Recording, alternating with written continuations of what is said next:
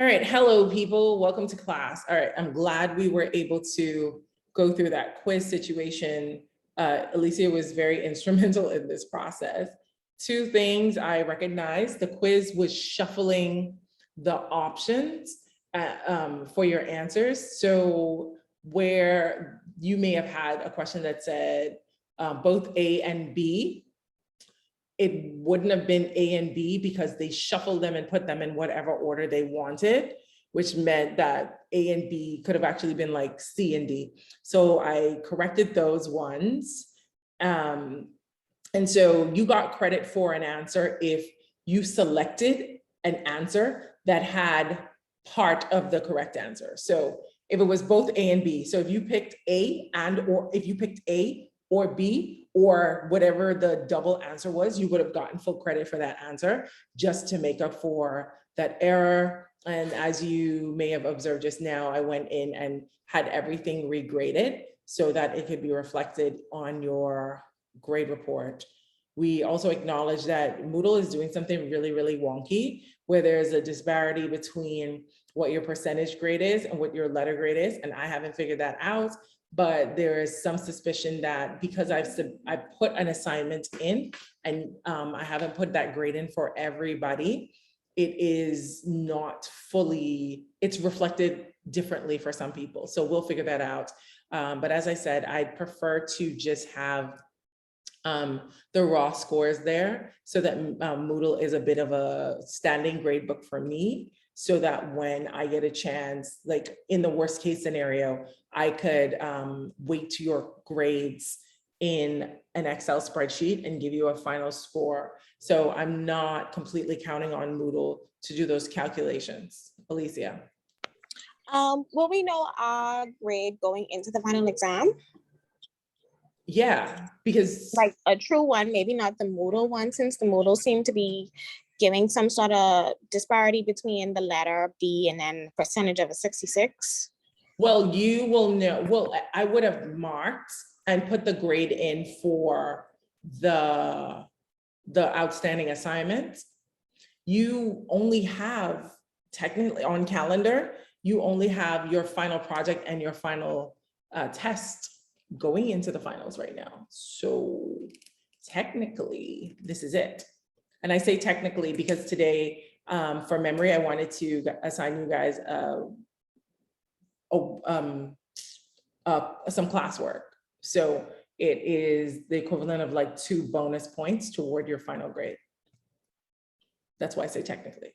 So yeah. Okay, because I'm not even gonna lie, I'm still confused on which one is the grade. Is it the B or the 66? Because like this is so good, but the 66 may just be like, oh, because I think you said the course was out of like 200 and something points, right? Or something like so. Yeah. What I submit to UB is not a percentage. What I submit to UB is a letter grade. Okay. Does that make sense? Yes, ma'am. So in a perfect world, whatever letter grade Moodle gives me as the calculation is the letter grade that you get. Okay. Yeah, I'm not going back to do like some extra math. I don't know why that percentage is popping up as it does. And I feel like that's not my business, that's Moodle's business. But the letter grade is more accurately reflective of the grades that I see. And that's what I'm going with. Like that's not my ministry. Math and IT calculations, not my ministry. So that makes sense to me. And that's what we're going with. Like I said, I indicated the assignments that I thought were concerning to people for whom they concerned, but for the most part, everything looks Gucci to me. I think, did I put those zeros in where they needed to be?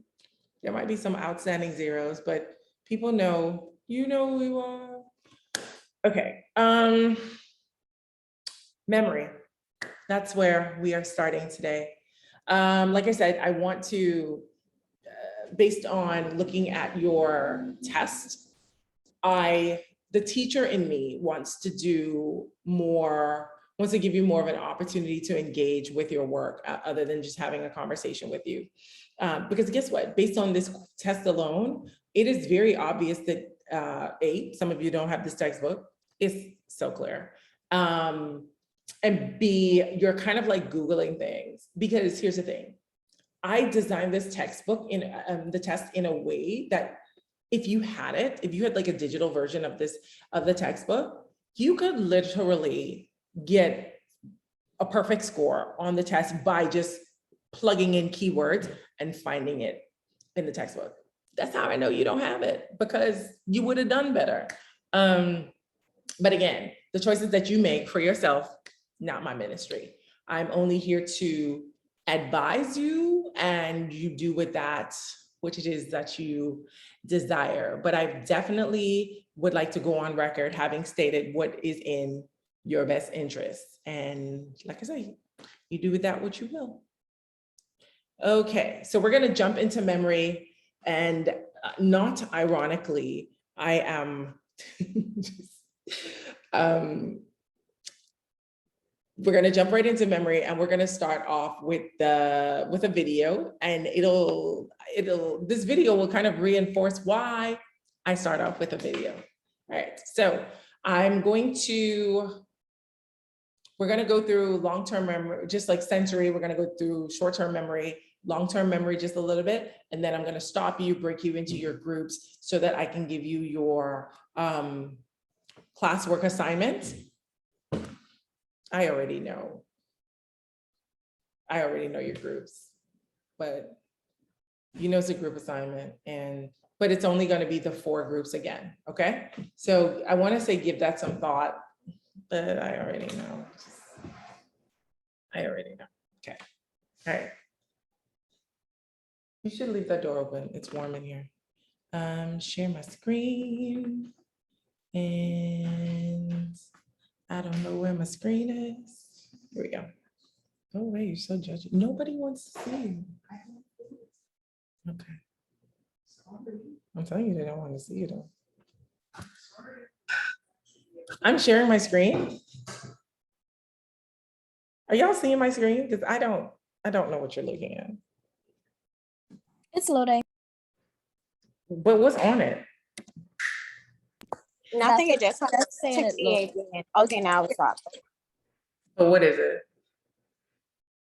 The Biology. biology of memory. Excellent. Okay. Sorry, I have like 11 tabs open. Here we go. And you need to move. And I'm presenting. Hello, sir. Yes. Elise, is your hand up? Yeah, sorry. Last question about grades, I promise. Do you round up? Because I know some lecturers would. I'm not sure how hard it is on the UB's policy, but like, let's say you have an 84.5 or 84, and the person has been attending class and participating. Would you round it up to like an 85? A hard 84? Yeah, a hard 84. I don't know if that's how rounding works, but I typically do round up. I don't know, like I definitely would. I won't make up grades, but I will go in, like if I've graded something subjectively, I would go in and see like if I missed a mark or if there was an opportunity to improve a mark, I would definitely do that. I'm not a hater. I'm not trying to round down. I've been in that struggle, and I've had lecturers, like I've been on the cusp of things and they were like, no, that's the B- that it will be. So I've been there. I'm definitely not going to be a hater. I don't want anybody to fail, but yeah, I will. Your efforts and attendance and participation will be considered. Because I assure you, like certain people, depending on your level of participation, I have been a lot easier on makeup assignments with than others, just based on your level of participation, because I am empathetic that way. But like I'm definitely gonna match your energy. Is that the right answer? Is that what you want to hear? Yes, that is a great answer. Thank you. Excellent. Okay, so memory. I go over these learning objectives because I think that they are important. And when I ask you for them, you ignore them every time. I do not understand this. I literally ask you for them. I put it in the rubric and you pretend as if you don't see it. Learning objectives are very important. They will be important in your final exam. They were important in your last assignment. Please tell me what objectives you are satisfying. Don't just be cutting and pasting and putting stuff there, okay? That's super, super important because I want to be able to correlate what it is that you think you're saying with what it is that you're actually saying, okay? All right, so learning objectives, discuss memory and information processing model, define attention, looking at the Broadbent versus Treisman's theories of attention, define short-term memory and explain why it's sometimes called working memory, describe the capacity of short-term memory, defining long-term memory and looking at the capacity of long-term memory. We're going to look at the differentiate between rote from elaborative rehearsal. We're going to distinguish between episodic, semantic, procedural, and emotional memories. I think that's what we're going to do today as far as like a part of our class discussion. But this chapter objectives extends to defining long-term potentiation, looking at the biological factors of which influence forgetting. You should turn that stove down. That's as down as it can go. Okay. That is down as it can go. Describe the non-biological factors which may contribute to forgetting, and explain what is meant by context-dependent memory. All right. And describe memory, the relationship between memory and culture, looking at autobiographical memory, describing examples of extraordinary memory, and looking at the accuracy of eyewitness testimony. But I actually threw the eyewitness kind of like testimony objective a little further up, just a part of a class discussion. So just so you know, as a part of this lesson, I actually have a few class discussion prompts about memory. I expect to hear from people today who are not just Alicia and Regina and Adria and who else is there? Steve. Really, Steve? Steve, you tried it, but okay, I'll give you that. You said it, I believe in you. I want to hear from people I don't hear from every single class today, please. But Steve, you get full credit for trying it. Okay, so just basic definitions. Memory is the ability to remember things that you've either experienced, imagined, or learned. And we're going to look at the information processing model, but your brain is kind of like a computer where you retrieve, encode, store, and retrieve. You take in, encode, store, and then retrieve information. That's kind of how it works. Just like a computer, it takes in information, it puts it in a place. When you use it, it stores that information. And then when you use it, it functions. That's kind of how humans are. We talked about senses last chapter. Your senses take this information in and it stores it in your brain. Your brain has the capacity to like store it in I guess computers are binary. It has its own encoding measures that allows you to be able to retrieve things that you have taken in previously. The brain is such an amazing thing. All right, so looking at our enduring issues, we're going to look at like the biological basis of memory, looking at diversity versus universality. I think I did it this time. All right, so in what ways does memory differ amongst individuals and then across cultures? Like, how does that even function? We're going to look at stability versus change, and in what ways does memory change over the first few years of life? So and then person's situation, to what extent can memories be changed by events outside of a person? What is the importance of environmental cues in triggering memories? That one's so funny. I always talk about when I was reading The Pearl, I ate Cinnamon Toast Crunch, and literally during a chapter, the chapter when Kino's son, his name was something Tito, Coyotito, I think it was. He was bitten by a scorpion. And so I have a permanent recollection of Cinnamon Toast Crunch and The Pearl. If I even smell it, I automatically think about like that chapter of The Pearl. It's so random because that was like in 1999. That Okay, sounds like me with Patron coffee. If I ever smell it, I want to puke. that sounds like a really bad experience. I think lots of people have that. I've seen it on social media, and I think it's coconut rum for a lot of people. But yes, I get it. I had a bit of a tequila stint right there that I'd like to not discuss. Okay, so so we're looking at sensory registers. We talked about this before. These are our senses we've already discussed. These are our entry points for things to enter our brains, our eyes, our ears, our taste buds, our olfactory senses, all of them, all right? And memories are pretty much stored as visual and auditory sounds, okay? Even when we feel things, there's often some sort of meaning and association that goes into the registry for that memory. Okay, so these registers, they don't linger. They don't hold on to this information very long. It actually goes directly into the brain. Sometimes they're short-term, sometimes they're long-term memory. Visually, things appear as an icon. Auditorily, we hear sounds and then they kind of just fade away. So our brain has a short opportunity to be able to process the information that it is receiving, okay? Which is why if somebody says something really quickly or you aren't giving something your complete attention, it won't get into your brain. Like when people, it's so funny and ironic.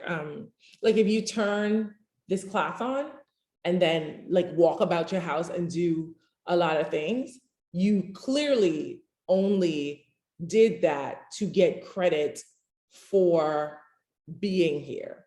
It was obviously never your intention to actually learn from this class, because there's no way you can just have it me on as background music and expect to learn anything from this class.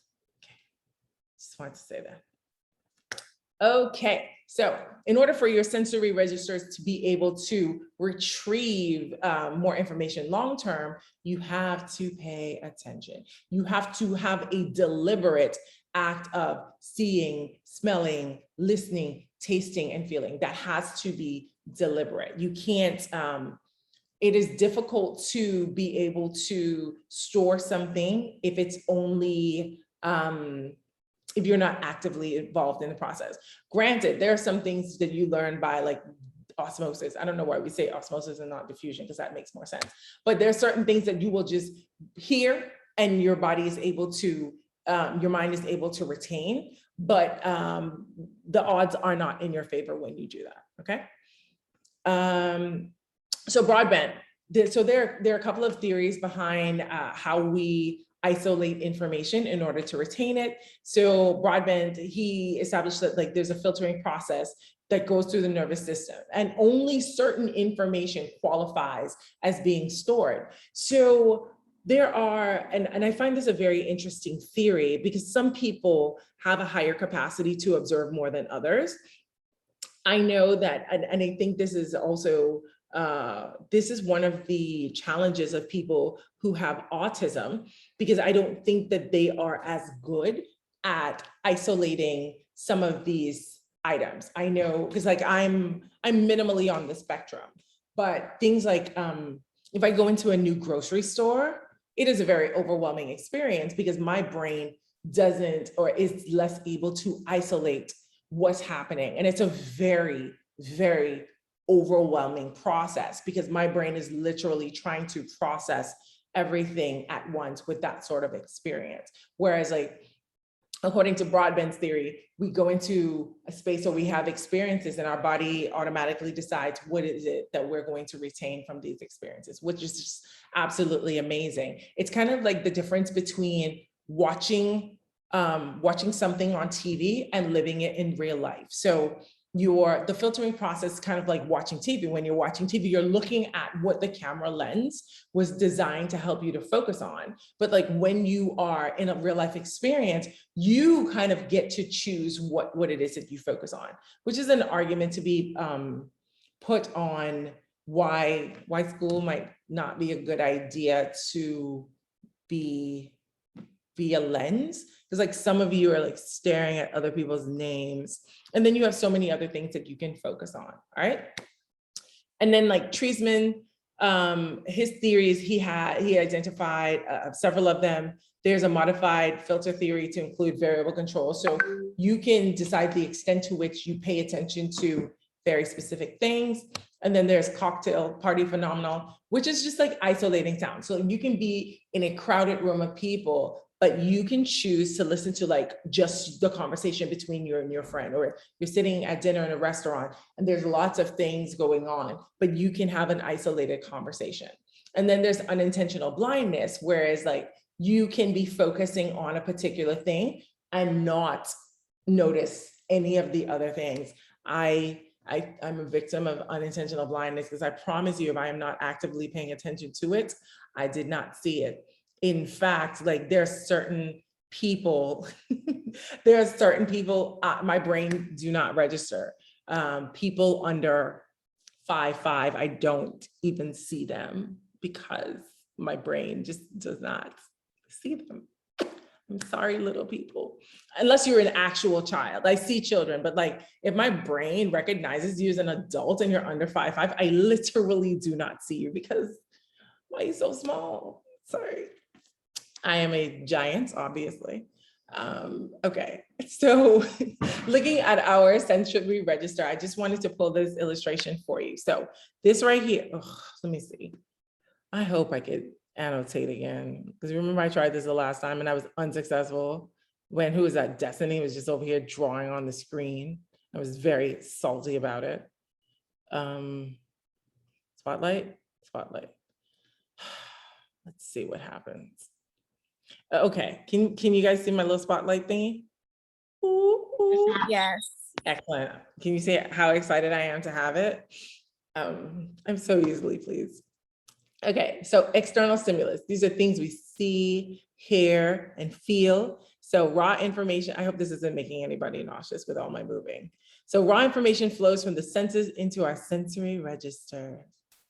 And then our high capacity sensory registers briefly store information in the form of an icon with your eyes or an echo with your ears.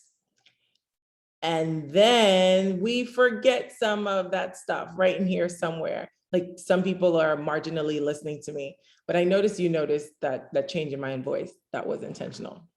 So right here, we are paying active attention, and attention directs the extraction of meaningful information. So again, this is why it's really, really important to actually pay attention, because your brain decides like, hey, this is muy importante. I should take this in, as opposed to not paying attention, which is what I do very frequently, and don't mind other people's business, all right?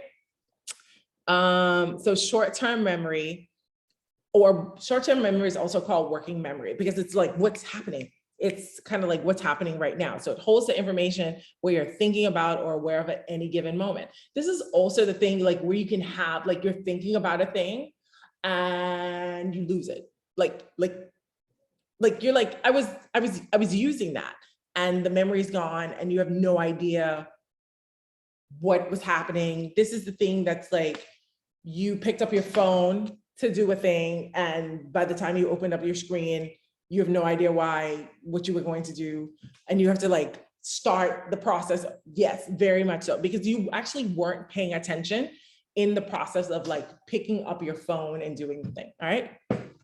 The chat is hot. Look like plenty forgetful people in here. Oh. Adria, how tall are you? Because 6'1", 6'1". In real life though, like not just in your head.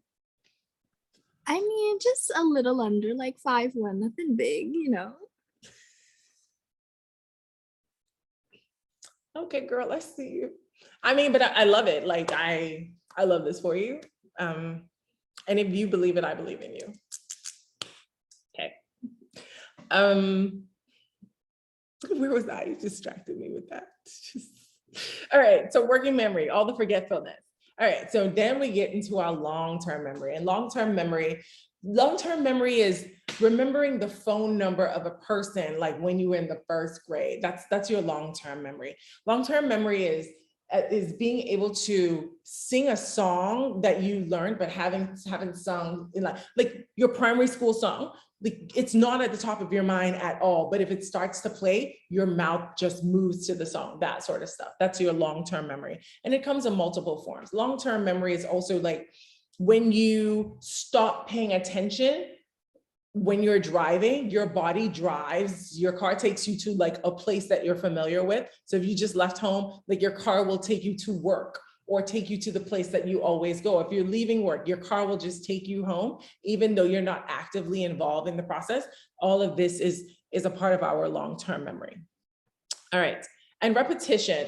Repetition is mostly related to short-term memory. And I am not a fan of repetition as a person who feels like they are a victim of like route learning. And I have really, really bad memory, which is why I am so adamant about encouraging you guys to like learn instead of trying to memorize things in that rote manner, because it's not ideal. Wait, I'm leading a conversation. Wait, that wasn't my goal.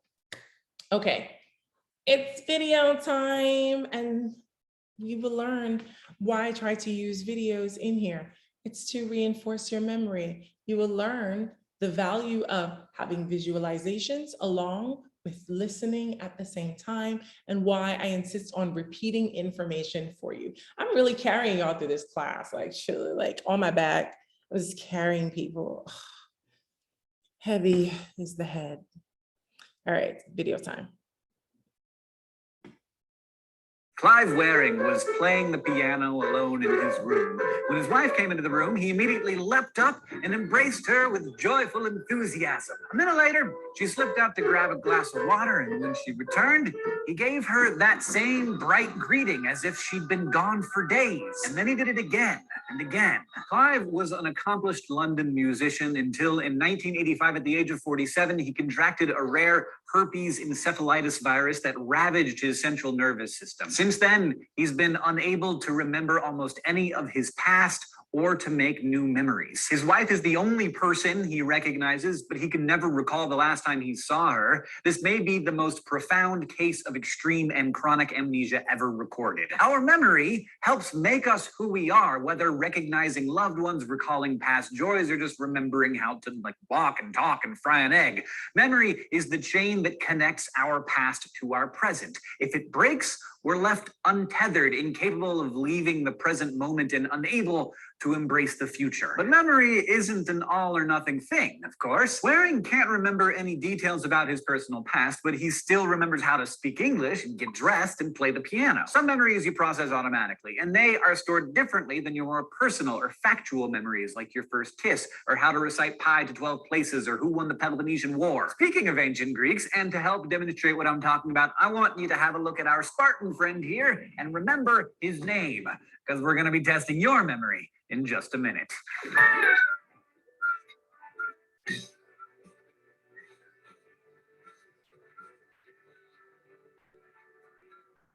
Technically, memory is learning that has persisted over time, information that has been stored and in many cases can be recalled. Except, of course, during the exam, our memories are typically accessed in 3 different ways: through recall, recognition, and relearning. And if you think about all the different kinds of tests you've taken in school, they're all actually designed to size up how you access stored information in these ways. Like recall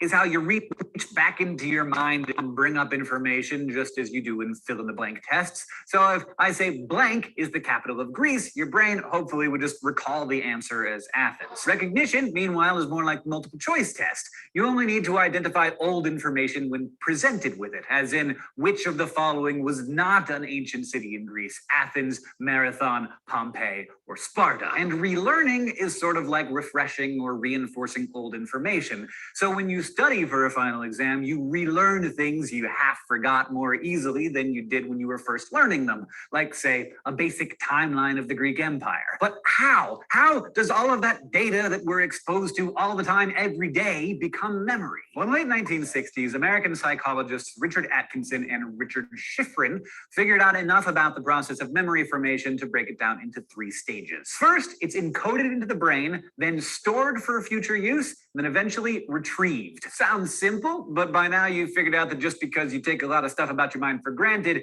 doesn't mean that it is not complicated. By Atkinson and Schifrin's model, we first record things we want to remember as an immediate but fleeting sensory memory. Think back to the image I showed you a minute ago. You remember his name? If you do, it's because you successfully managed to shuffle it into your short-term memory, where you probably encoded it through rehearsal. This is how you briefly remember something like a password or phone number. Like, hey, Tommy, what's Jenny's number? Okay, 867 5309. 867 5309. 867 5309. You're getting it in your head there. Or in this case, I told you to remember that guy's name. Maybe you were thinking Leonidas repeatedly over and over, even if you didn't think you were doing it. But this information really only stays in your short-term memory for under 30 seconds without a lot of rehearsal. So if you weren't repeating Leonidas, you probably have forgotten it already. Because your mind, amazing as it is, can really only hold between 4 and 7 distinct bits of information at a time, at which point the memory either decays or it gets transferred into long-term memory. Long-term memory is your brain's durable and ridiculously spacious storage unit holding all of your knowledge, skills, and experiences. Now, since the days of Atkinson and Schifrin, psychologists have recognized that the classical definition of short-term memory didn't really capture all of the processes involved in the transfer of information to your long-term memory. I mean, it's more than being able to just remember some Greek guy's name. So later generations of psychologists revisited the whole idea of short-term memory and updated it to the more comprehensive concept of working memory. Working memory involves all the ways that we take short-term information and stash it in our long-term stores. And increasingly, we think of it as involving both explicit and implicit processes. When we store information consciously and actively, that's an explicit process. We make the most of this aspect of working memory when we study, for instance, so that we can know that Athens is the capital of Greece and that Pompeii was a Roman town and not a Greek one. This is how we capture facts and knowledge that we think we're going to need. Like I told you, specifically to remember Leonidas's name, you concentrated on that detail and filed it away, if briefly. But of course, we're not conscious of every tiny thing that we take in, yet our working memory often transfers stuff we're not aware of to long-term storage. We call that an implicit process, the kind you don't have to actively concentrate on. A good example might be classically conditioned associations, like if you get all sweaty and nervous at the dentist because you had a root canal last year. You don't need to pull up that file on the last time you got your face drilled on to think, oh, oral surgery, not my favorite. Instead, implicit processes cover all that stuff automatically. This kind of automatic processing is hard to shut off. Unless you got something unusual going on in your brain, you might not have much choice but to learn this way, like how you learned how to not put your hand into a fire. That learning would have happened pretty much automatically as soon as you first yanked your hand away from an open flame. Whether those things are lodged in there explicitly or implicitly or both, there are also different kinds of long-term memory. For instance, procedural memory refers to how we remember to do things like riding a bike or reading. It's effortful to learn at first, but eventually you can do it without thinking about it. Long-term memory can also be episodic, tied to specific episodes of your life. Like, remember that time that Bernice fell out of her chair at chemistry and everybody started laughing uncontrollably? Man, good times. There are other types of long-term memory too, and we're continually learning more about the biology and psychology of the whole complex phenomenon. For instance, while Clive Waring's episodic memories, among others, seem to be deeply affected, his procedural memories for things seem to be in one piece. This has to do with neuroanatomy that we do not have time to explore here and that we don't yet fully understand. Waring and others have a lot to teach us about the different types of long-term memory storage. Now, for healthy memories, there are lots of little tricks you can use to help remember information. Mnemonics, for one, help with memorization, and I'm sure you know a few that take the form of acronyms. Roy G. Biv for the colors of the rainbow, for instance. Mnemonics work in part by organizing items into familiar, manageable units in a process called chunking. For example, it may be hard to recall a 7-digit number, but it'll be easier to commit to memory in the rhythm of a phone number, 867-5309, or you could just write a song about it. Strategies like mnemonics and chunking can help you with explicit processes, but how well you retain your data can depend on how deep you dig through the different levels of processing. Shallow processing, for instance, lets you encode information on really basic auditory or visual levels based on the sound, structure, or appearance of a word. So if you're trying to commit the name Leonidas to your explicit memory using shallow processing, you might encode the word by recalling the cool font you saw it in. But to really retain that information, you'd want to activate your deep processing, which encodes semantically based on actual meaning associated with the word. In this case, you might remember the story of that mega tough yet very scantily clad warrior of ancient Greece. Or you might remember that Leon means lion in Greek, and that lions are tough fighters, and that Leonidas was a tough Spartan warrior king. And then to really make it stick, you want to connect it to something meaningful or related to your own personal emotional experience. Like maybe Gerard Butler's bronzed APEC torso and unconquerable bloodlust helped lock down the word Spartan and Leonidas in your memory forever. I mean, maybe, if that helps you. In the end, how much information you encode and remember depends on both the time you took to learn it and how you made it personally relevant to you. Memory is extremely powerful. It's constantly shaping and reshaping your brain, your life, and your identity. Clive Waring is still himself on the outside, but in his inability to recall who he was or process what has happened, he has lost some critically important part of himself. Our memories may haunt us or sustain us, but either way, they define us. Without them, we are left to wander alone in the dark. If you were committing this lesson to memory, you learn about how we encode and store in memory, the difference between implicit automatic and effortful explicit processing, how shallow and deep processing work, and a few types of long-term storage. Thank you for watching, especially to our subbable subscribers who make this whole channel possible. Thank you, sir. We appreciate it.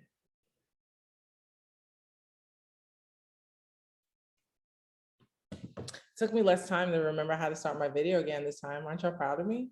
Clive Waring No, was go away. playing the piano alone in his... Go away. Okay. All right.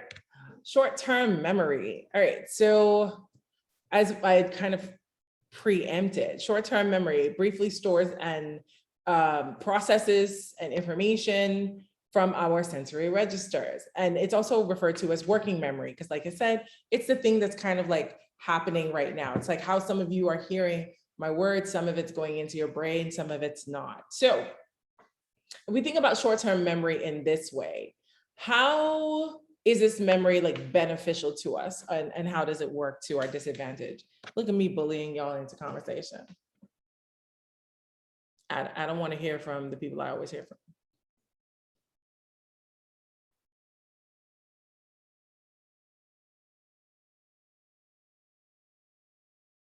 I'll wait.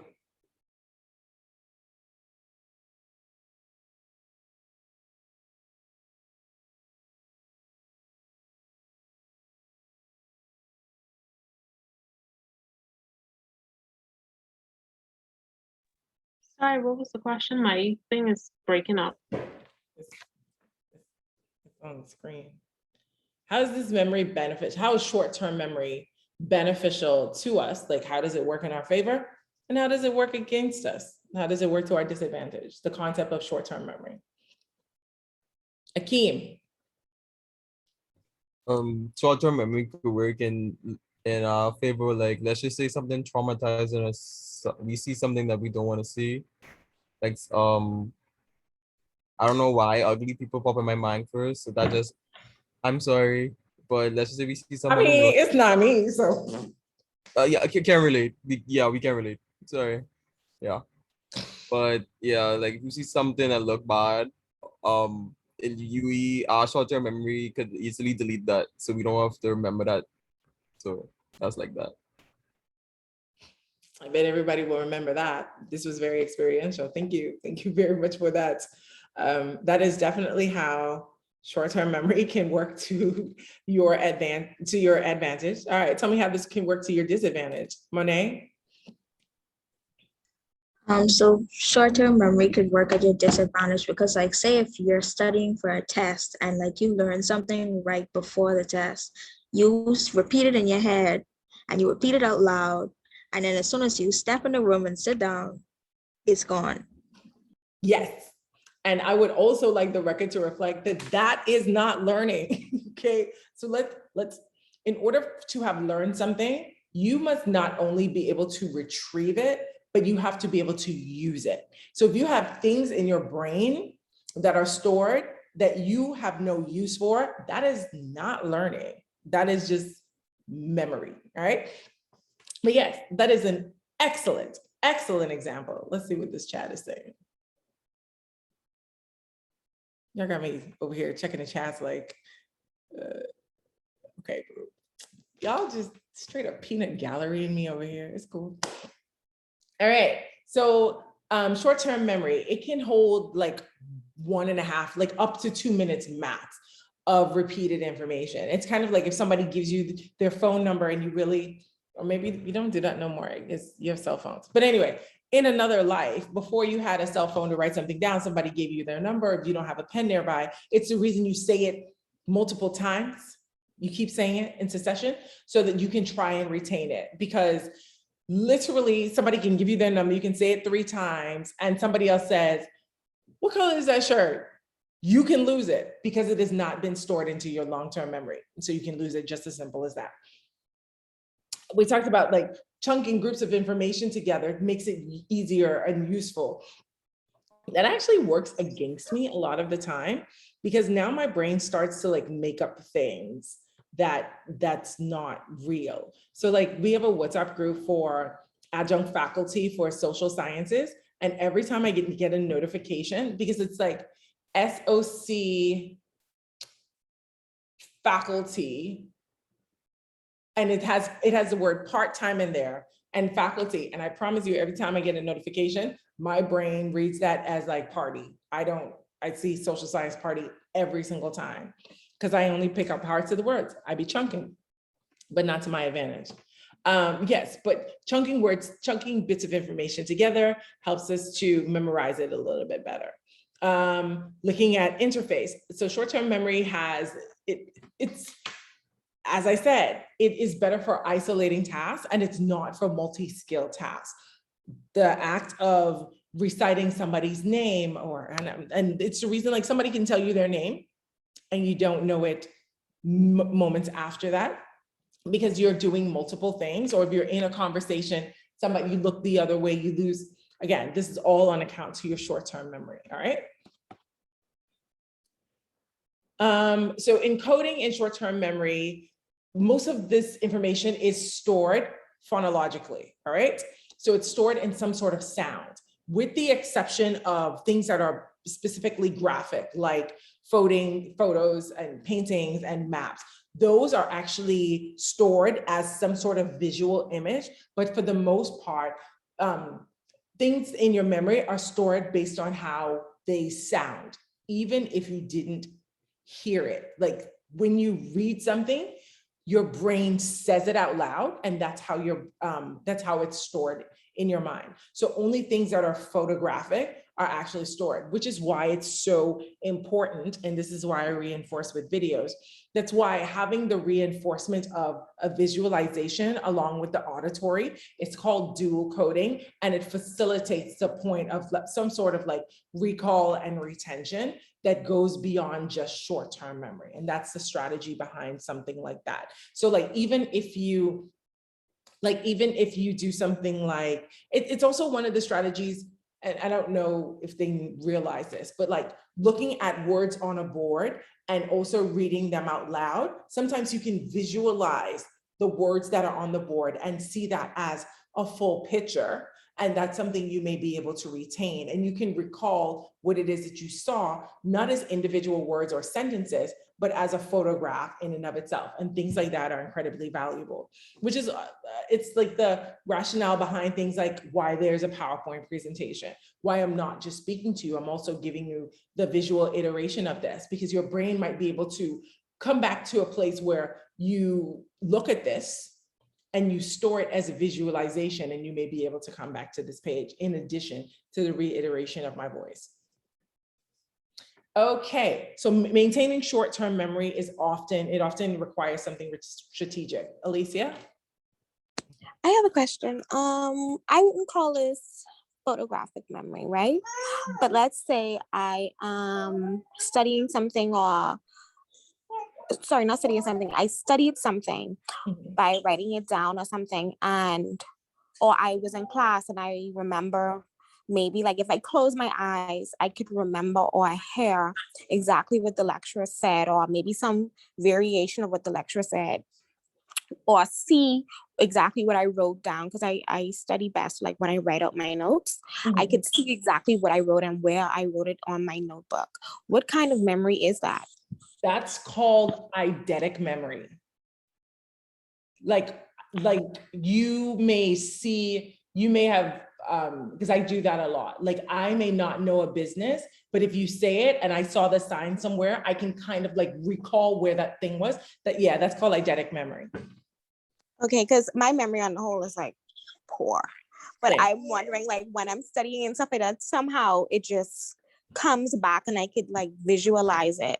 So I always wondered, like, is that some variation of like a photographic memory? It But is. you answered the question. Yeah, that's Okay. exactly what it is. I'm really, really strong with that. It's like I will remember if I've seen you. Like I don't remember your name. I don't remember what I said to you. I don't remember like anything about you. But if I've seen you and I've engaged with you before, that will stick with me forever because I'm very contextual. So yeah, what you're remembering is like the contextual situation of it, and that's what makes it stick in your brain. Because when we as we go on, you realize like things that are memorized are based on some sort of meaning, and that's kind of like the intention around it. All right, so that's why you're framing it. But you're also using it as a sort of visual, as a sort of graphic for your retrieval. There's this fly, like nobody invited you to the party.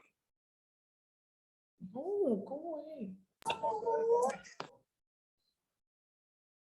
Okay, sorry. All right. So short-term memory, one of the easiest strategies for short-term memory is rote. It's rote rehearsal. Rote gets a bad name, bad rap, because it is not useful for long-term usefulness of memory. It's not good for that. It's for short stuff. Go away.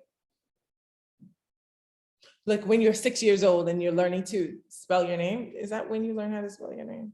I don't know. I think it's 5, 4. Anyway, I don't know why we're stressing these babies out, but like when you're something that's also not necessarily useful. I'm going to go on the record and I'm going to die on this hill, memorizing multiplication tables. See, that's also a part of that, because if you, yeah, that's it, hill, I'm dying there, I'm fine. And as the last line says, it may not be, rote strategies may not be the most efficient. They can be effective depending on what it is that you're trying to recall, but they may not be the most efficient strategy for learning. So, come away.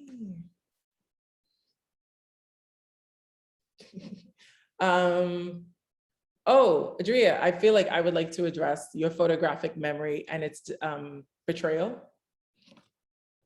So like sometimes I would see it and I only see it like exactly how it is. And so like when I'd go to test, like I can't remember like without it being like out, like in out, like if it's like in like, you know, like section like bullet point A, bullet point B, I can't figure out like, do I need this bullet point or does it matter the order? Like I just forget and I'll be like, this has no use to me.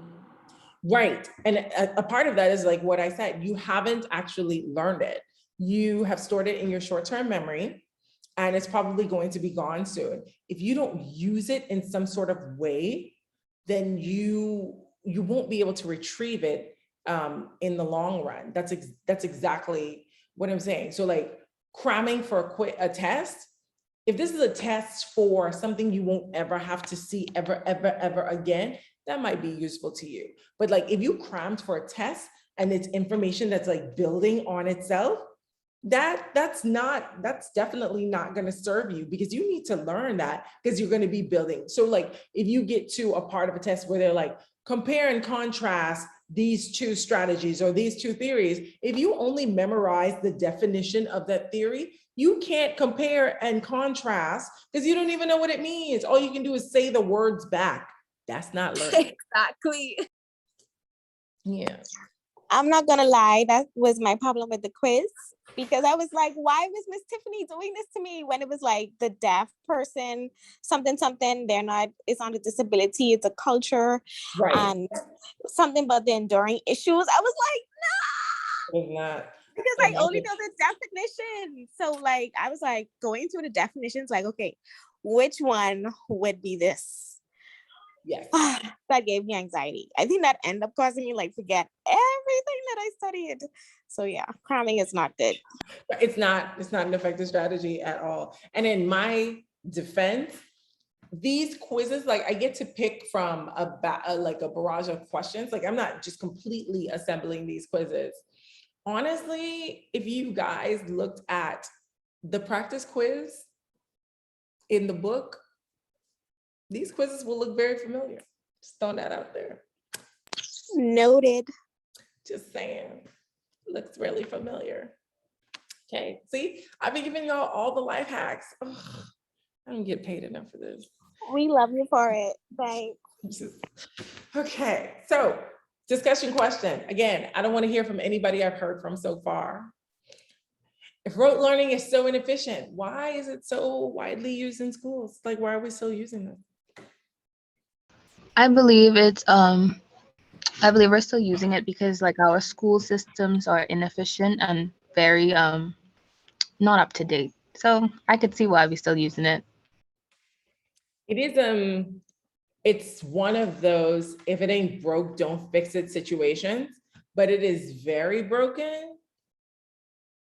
But it's still, there's so much accountability in these strategies that people are, it's hard to move away from them. So like I could say something and then I can give you a quiz or I can give you a worksheet automatically, and I have evidence that you did that thing. I don't have evidence that you learned or that you understand, but I have evidence that I did my job.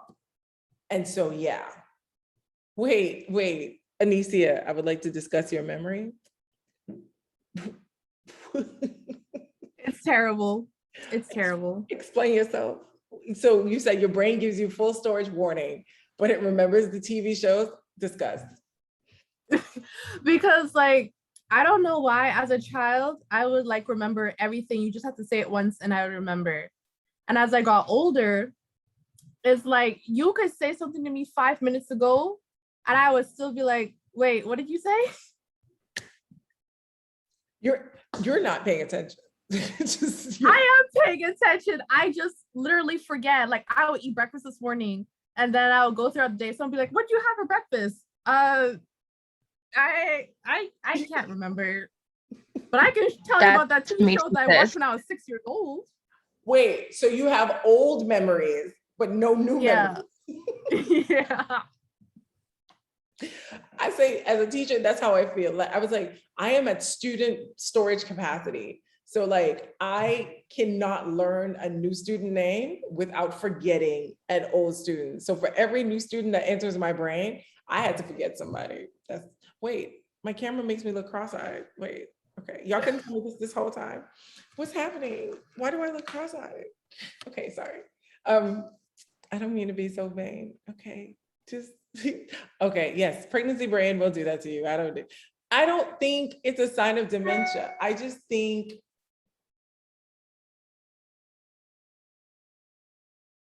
excuse me. I need to mute my mic 1 second.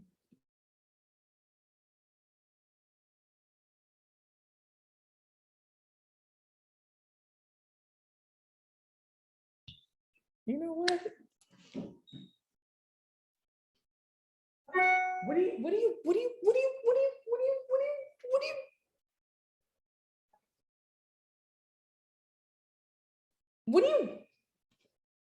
Excuse me.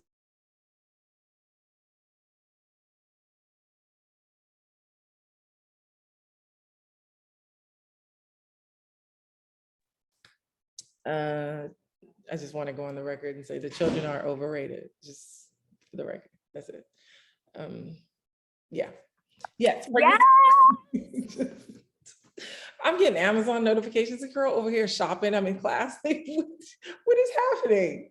Do you have a job? You do not. Can you get? I can't. Screams. Anyway, okay. Long-term memory.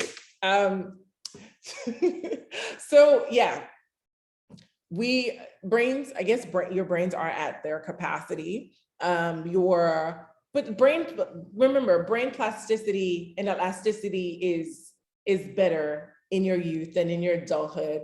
So that might be a contributing factor to why you remembered better when you were younger. And it's also why school is designed for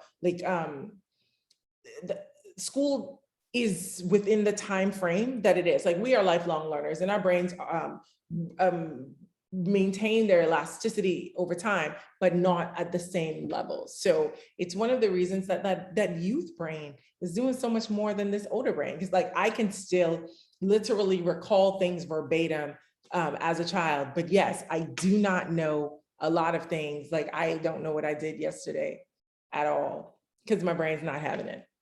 I have to isolate that information. And that just means you're getting older, not necessarily dementia, but you're just getting older. And that's something to come to terms with within itself. It's okay. We're all getting older. Okay, so long-term memory. So a portion of your memory it's kind of like, it's almost permanent.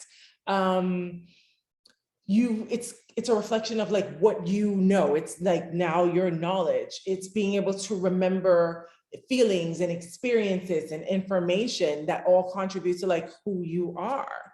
But there are long-term memory can last for many years, almost infinite years. Well, can't be infinite because you only exist for essentially your lifespan. I can still recall my first Junkanoo, and I am old enough that Junkanoo, I can still remember costumes that were scary. So Junkanoo wasn't always beautiful. They used to have costumes that were scary. And my first Junkanoo, I was sitting on my dad's neck, and I can still recall being terrified.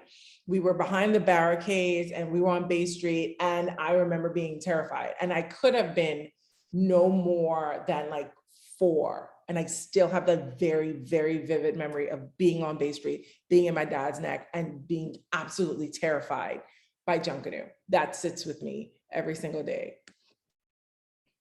So, oh Lord, okay. I'm gonna need y'all to take some ginkgo biloba, because this y'all really too young for this lack of recall. Let's work on that. Maybe some mindfulness, clear our mind of some of those things. Maybe you're just distracted by a lot, and that's why your brain doesn't have the opportunity to focus on some things versus others, because you got a lot going on. But that's life, eh? Can I just take like rainbows? No. Can you just do what? It takes like some brain codes. Like, I've been seeing them on a few commercials. I know they were marketing like ginkgo biloba a while back, but I like to quote Sheldon. What's Sheldon? Sheldon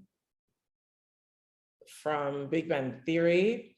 He says a lot of these supplements are, and I'm paraphrasing, a lot of these supplements just result in very expensive pee.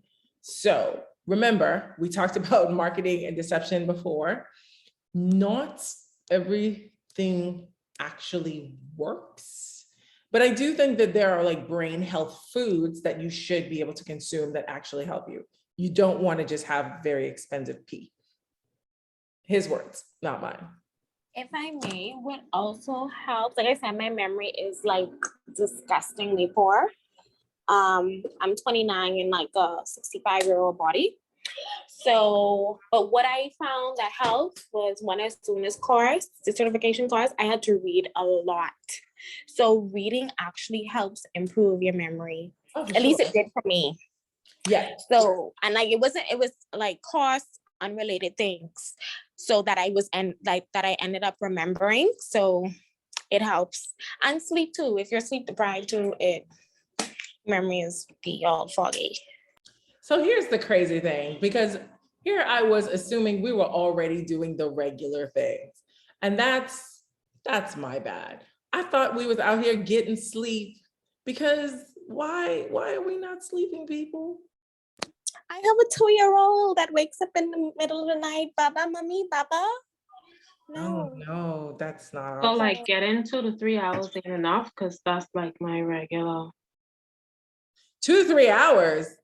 No. Max, I'll get 4. But no, ma'am. on the norm, my norm is like 3 hours.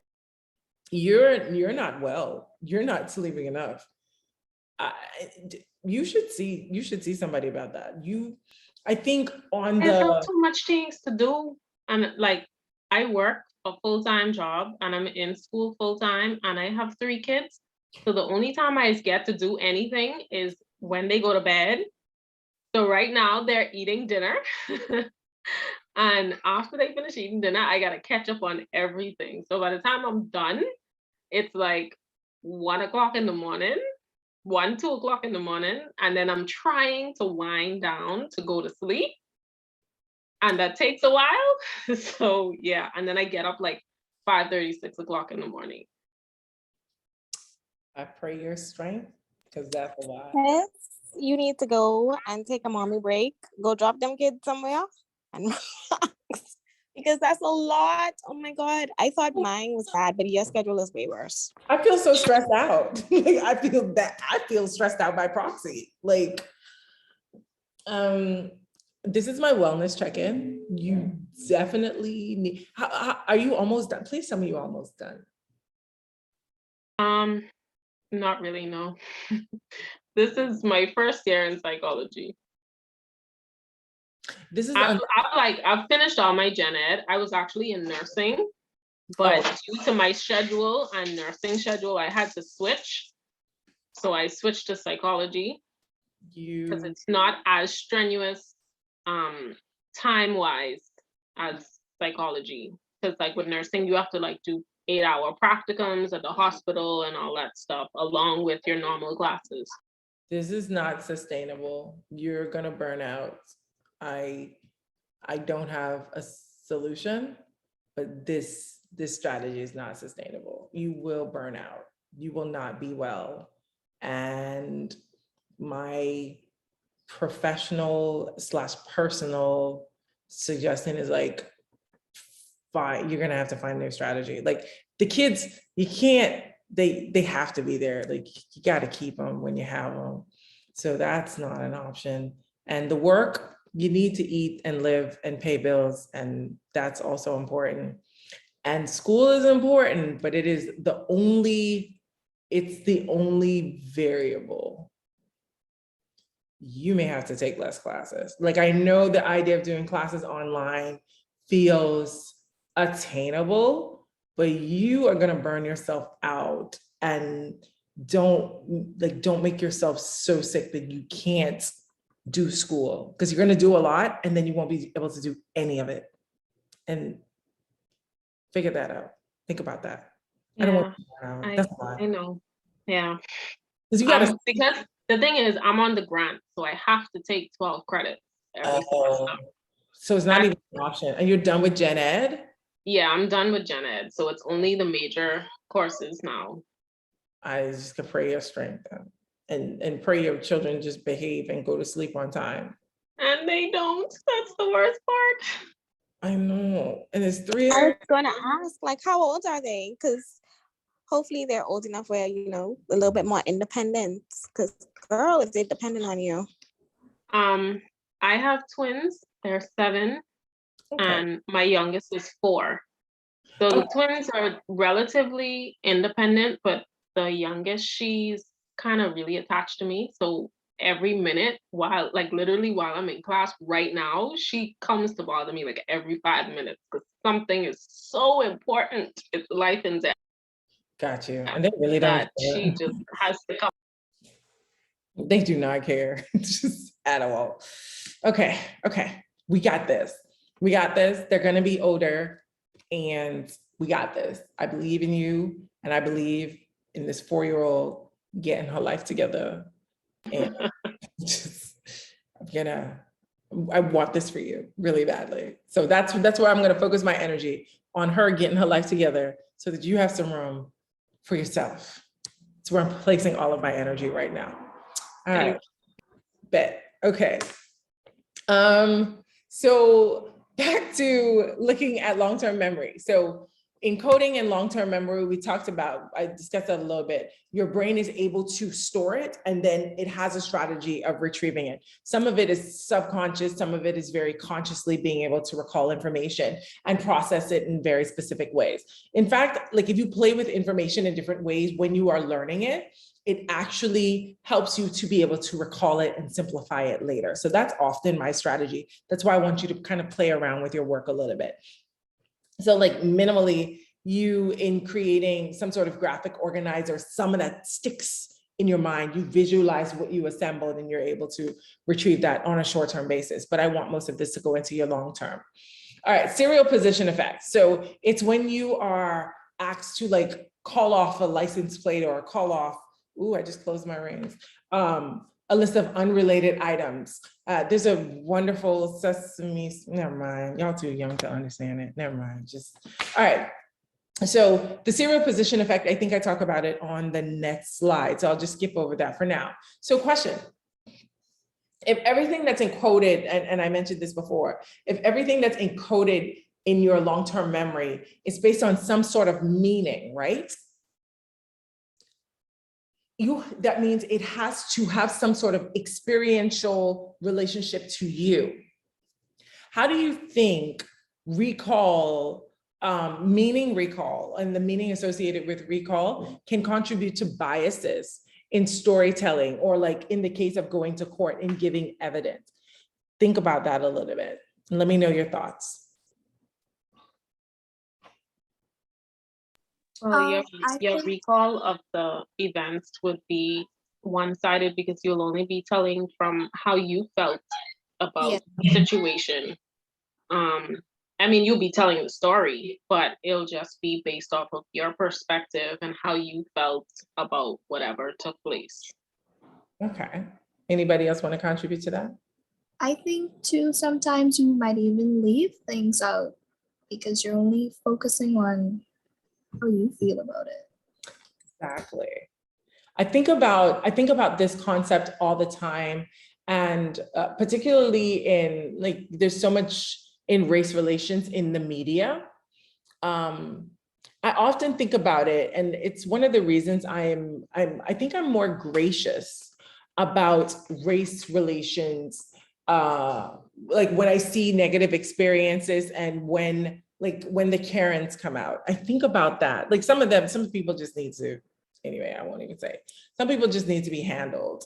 But when I think about, like, as a female, if you walk into an elevator and an unknown male walks into an elevator, depending on what he looks like, you may hold yourself a little bit closer. You may hold your possessions a little bit closer.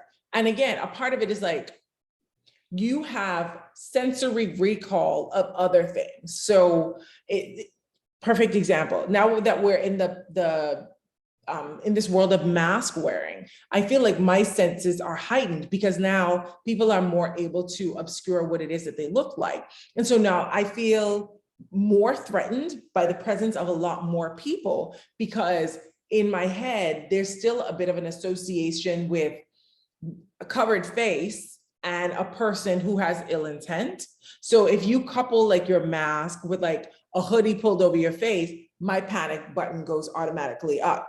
So if I see this guy with a hoodie and a mask scoots by me and somebody runs back and says, if somebody runs toward me, it's like, oh, some guy just robbed them. My brain automatically goes to the guy in the hoodie. And so you create like your biases based on your previous experiences because things that are in your memory are based on types of meanings for you. So that's how you recall them and that's how you create these associations. And a part of it is like literally shaped by your previous experiences. What are your thoughts on that?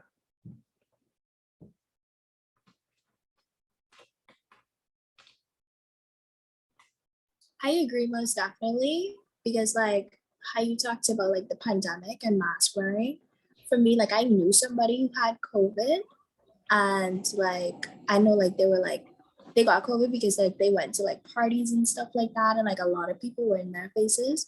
So like when I go out and like some people try and talk to me without a mask, like I get triggered, like I feel like I'm going to get COVID even though they might not have COVID. Very triggered. Like if people within like 3 feet of me, like if somebody is like, even at the grocery store, if you need to come like right here to me to get something, my pulse rate goes all the way up. Yeah, that's a really, really good example. But yes, yours is based on memory. Mine, just paranoia. No, nobody want to see her. Okay. Okay, so this was the serial position effect. When we talked about, when I kind of like mentioned it. So we're looking at, let's go back to my handy dandy little spotlight situation. Okay, so let's say this was just at the bottom here, this was a random assembly of numbers and not actually words that you could read. So the primacy effect in memorization, you go over this a couple of times. So even if you were, perfect example. So when I was younger, I think, I can't remember the name of the Spanish textbook, right? So we were supposed to be reading through this chapter. And the primacy effect is like, you remember the first part of something because you end up repeating it so many times before you get to the end, all right? And then the recency effect is you remember the end of it because it's the last thing that you read. So what gets forgotten is most of the things in the middle. Primacy effect, evidence of this.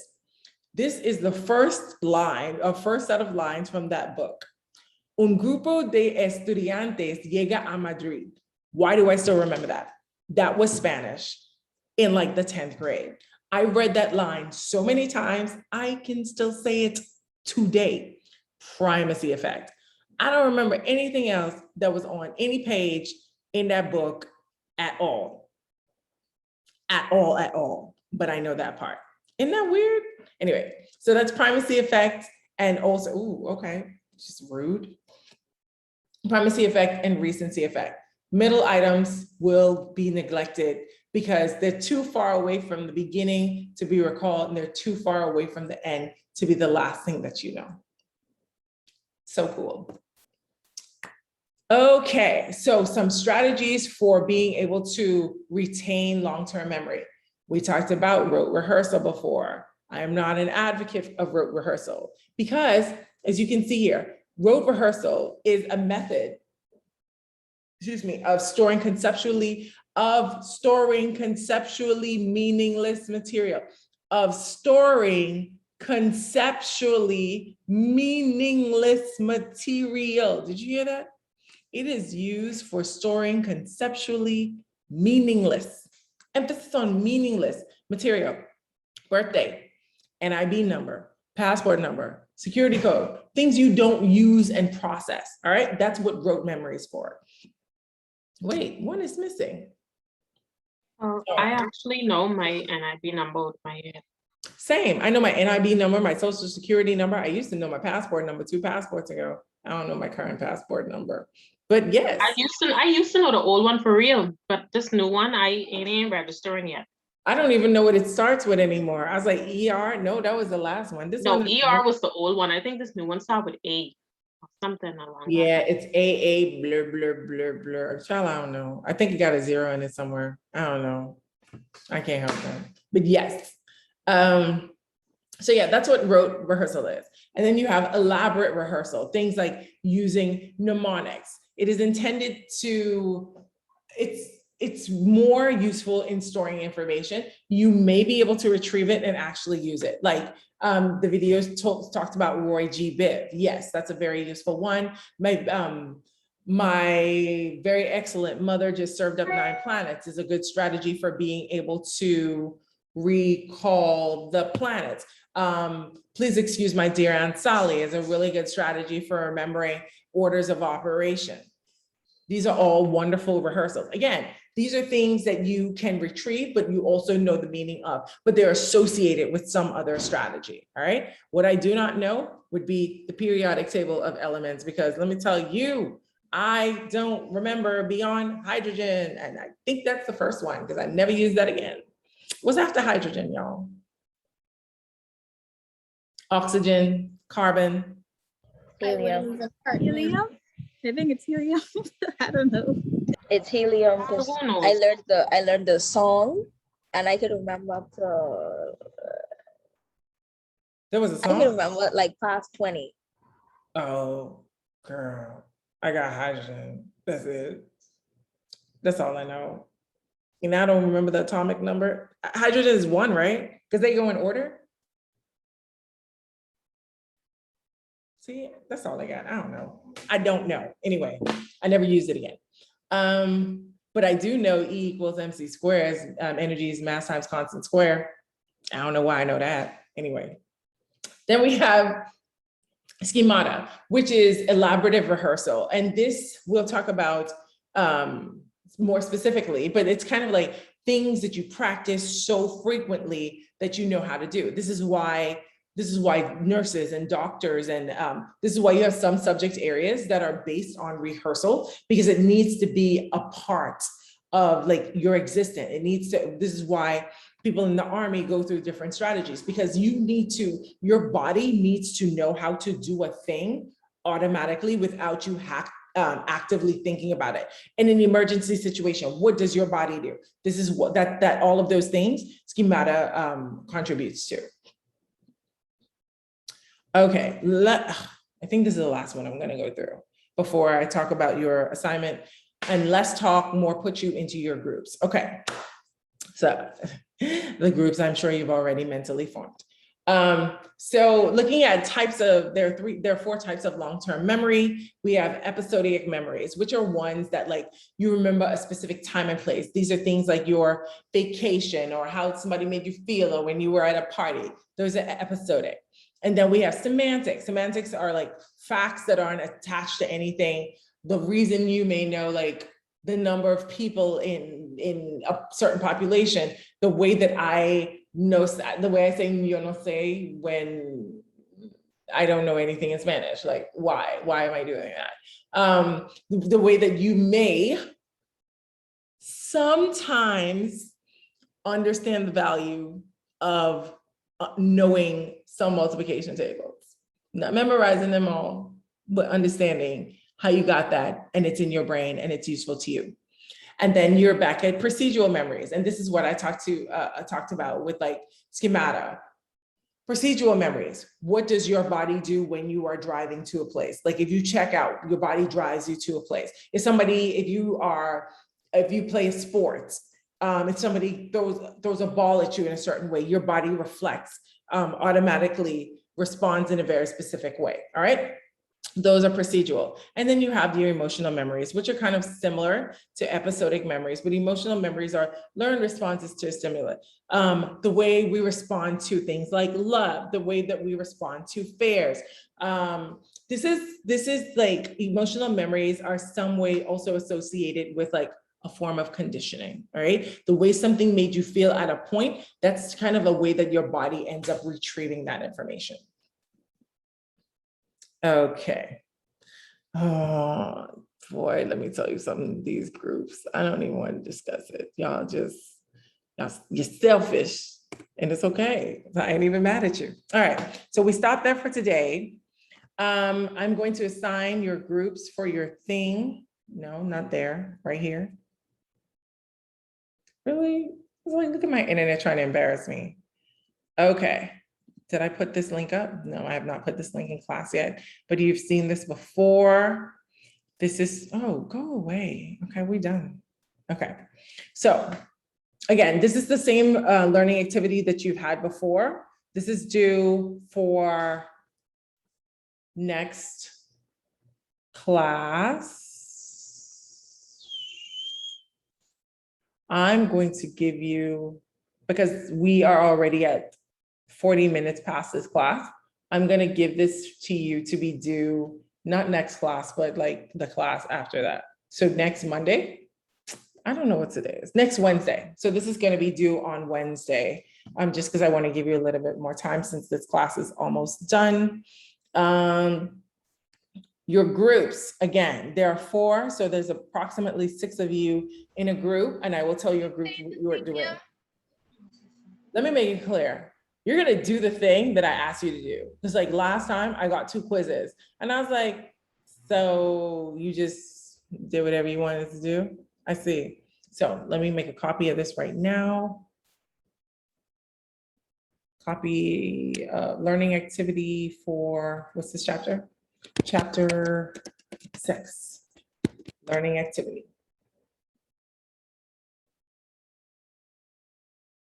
And I will put it on the paper which group is doing what. So give me your groups. Group.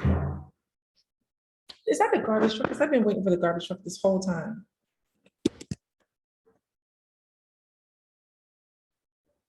Yes, it's a garbage truck. Of course they would come right now.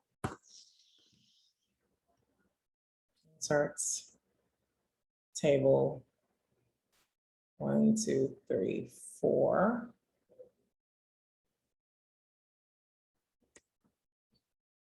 Okay. Who are in these groups? Oh, Lord. I already said. Alicia, Adria, Destiny, Regina, Monet. Okay. Guardian, please withdraw. Or Shay. Okay. But it ain't broke though. Well, what's it? Selfish. Alicia, Adria. Why they always group number 1? Destiny. Good luck. Regina, Monet, and Shay. Okay. All right. Because it's not because I don't love y'all. It's because I know who y'all are. I'm gonna give y'all this class notes wiki. That's what your assignment is. Okay. Boom. Y'all are, How much people were in a group? Sorry. now this one's like 6. Usually I have 4. Oh, okay. My bad. Oh, so wait, Rashay, where you live? Oh, you're not in this group. You don't live here. Sorry, I came a little bit late, so I didn't realize the amount of people that were in each group. Oh, so But I mean, it doesn't matter. It doesn't matter to me. well, to the be honest. second group need people, so I'm taking you out of this group. So you are Rashay, Jorica, Jarika, Sasha, Joshua. The people who be like, put me anywhere, that's not gonna work. Speak up. Listen, study. Darnica. Can I join that group? Darnica. Can I also join that group? Okay. Can I? Okay, I can. Okay, that group's closed. And y'all will do this quiz. I really gave y'all the easy one. I shouldn't have done that. I think the quiz is easy. Okay, Oh, that's Shania, not Sasha? Okay, pod 9. Okay. There is a Sasha in this class. Just should have given them this chart. Yeah, you're right. I'm gonna give you No. She was not having it. Never mind. Carry on smartly. All right. Who's up next? Anicia, where do you live? Okay. Right, Yeah, basically yes. right there from UB. Azaria.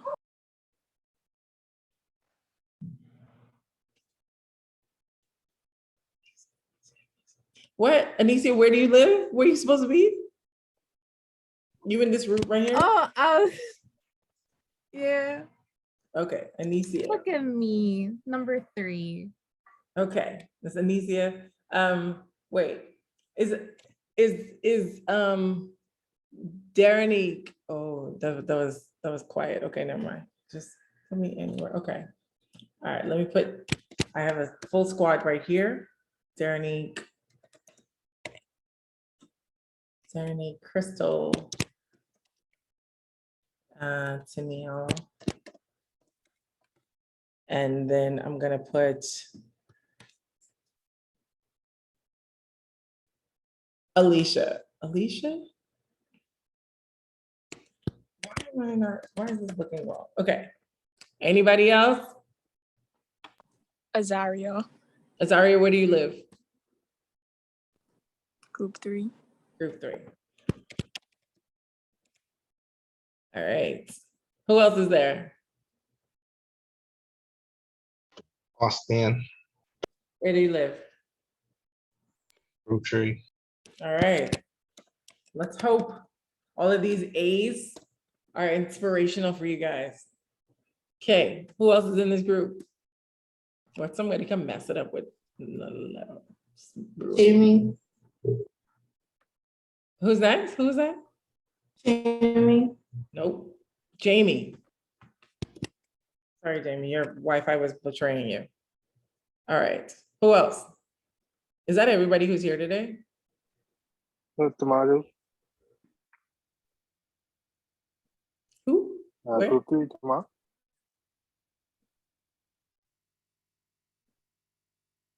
Hello? I can hear, wait, okay, where are you going? Three. You are in and out. Yeah, my Wi-Fi bad. Okay. Who's talking and where you live? Tomorrow, Group 3. Tamar, group 3. All right, group 3 is closed. Because I heard you, but like no sound you were making associated with your name. Sounded like your name. All right, so this is 6, 7, 8, 9, 10, 11, 12, 13, 14, what? 12, 13, 14, 15, 16, 17, 18, 19, 20. How many people are in here? I think Aria for group 4. Daria for group 4, okay. Sasha for group 4 as well. Okay. All right, let's see. Is that everybody? No, Mom. I was like, Steve, where are you? All that slapping up earlier. I'm not. So you're gonna go in group 4? It's group Yes, 1. ma'am. That's snobbish. They have club culture over there. You better came. Oh man.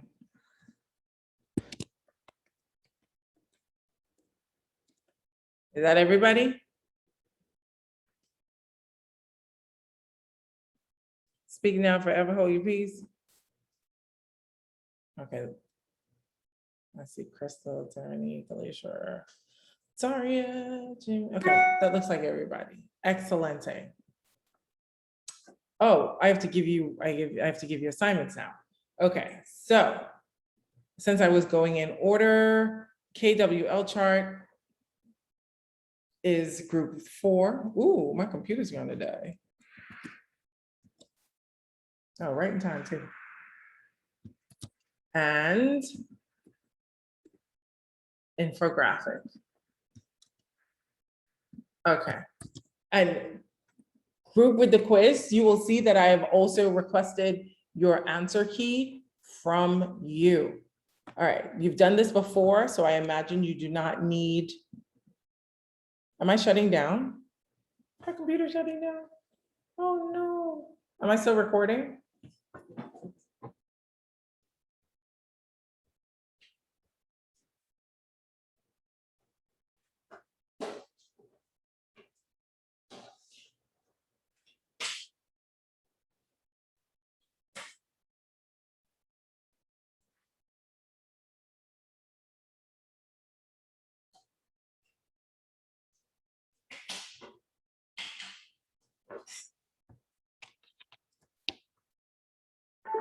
Okay, I think I saved the day. Am I still recording? Can you guys hear me? Yeah, we can hear you. Okay.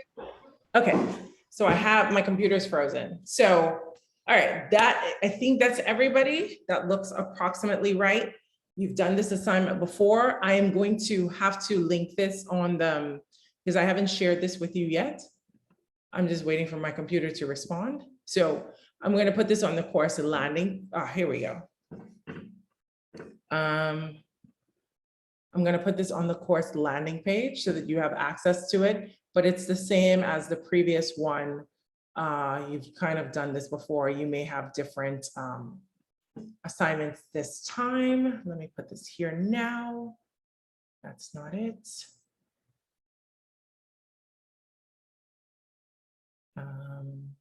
Edit link, link, apply, done. Okay, so the assignment's there. Let me go ahead and put our course notes there while I'm at it.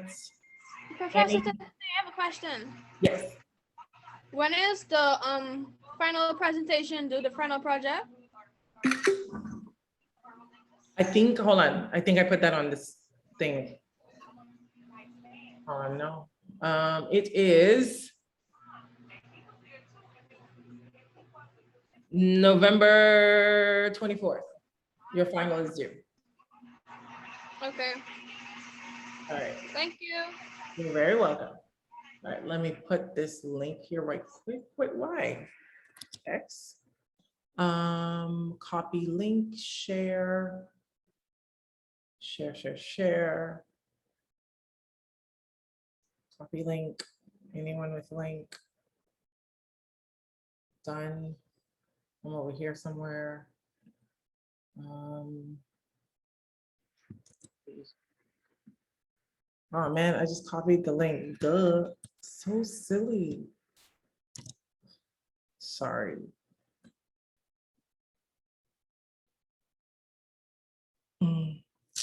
Sorry, now I gotta screenshot that all over again.